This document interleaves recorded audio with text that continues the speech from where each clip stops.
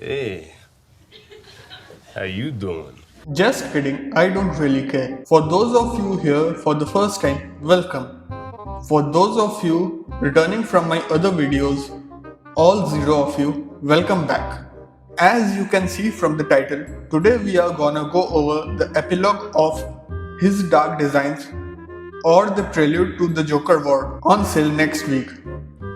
This is Batman 94 by James Tynion IV. Alright, so we open with a flashback of Bruce Wayne sitting and drawing in a cafe in what probably is an eternity ago in Batman years. So, the sketch is of his dystopian view of Gotham, not his utopian vision. It would seem that he was at cafe as he was waiting to follow somebody home. This person turns out to be a detective of some repute who disappeared some time back by the name of Cassander Wycliffe Baker. Bruce wants this detective to teach him his detective skills. And I mean, seriously, you were able to find this guy despite all the precautions he would have taken to hide his trail. Probably used everything he knew, and you still found him. This detective is revealed to be the enemy of designer that he had outsmarted and defeated back when he was getting started. The detective reveals he knows who Bruce is. Not only this, from looking at his jacket, he can tell which port he traveled from. The mud on his shoelaces show where he learned to control his heartbeat. The scar on his knuckles revealing where he learned fighting. Why does this all seem so familiar? Your haircut, the way you hold yourself says military. But your conversation as you entered the room They're different from my day. said trained at Bart, so army doctor, obvious. Your face is tanned, with no tan above the wrists. You've been abroad but not sunbathing. Your lips really bad when you walk, but you don't ask for a chair when you stand like you've forgotten about it. So it's at least partly psychosomatic. That says the original circumstances of the injury were traumatic. Wounded in action then. Wounded in action, suntan, Afghanistan or Iraq. I really can't seem to place it.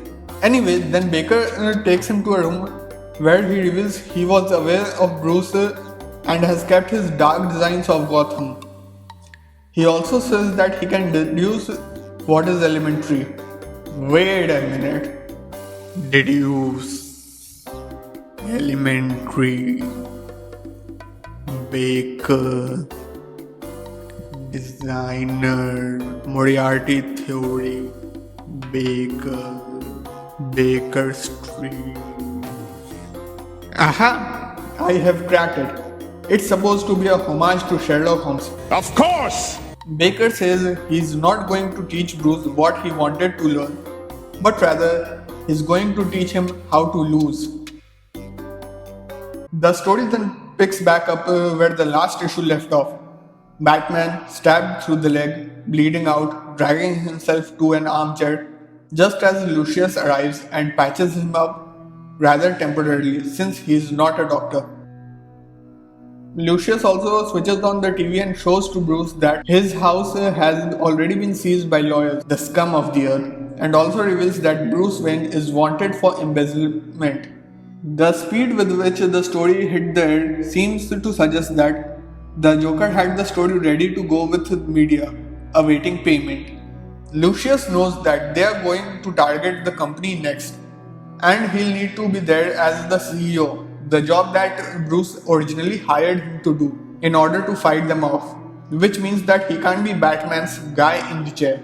Batman asks about Selina, to which Lucius reveals she was shot and is currently at the hospital being attended to by his daughter, who works as a nurse there. Batman has him call her up, and they both tell each other how they both played into Joker's hand. Bruce trying to be a version of Bat that Alfred would have wanted him to be, and she trying to save Bruce. He also says to a passed out Catwoman that he knows this is not the life she signed up for, and he would understand if she wanted to leave. But he's not giving up and he's going to fight back whatever the Joker is planning. If she can forgive him, they'll face what comes next together. Then Batman reveals that he still intends to go out into the night, despite his injuries, to shift Selina from the hospital to Leslie Thompkins' free clinic, where he has a private suite.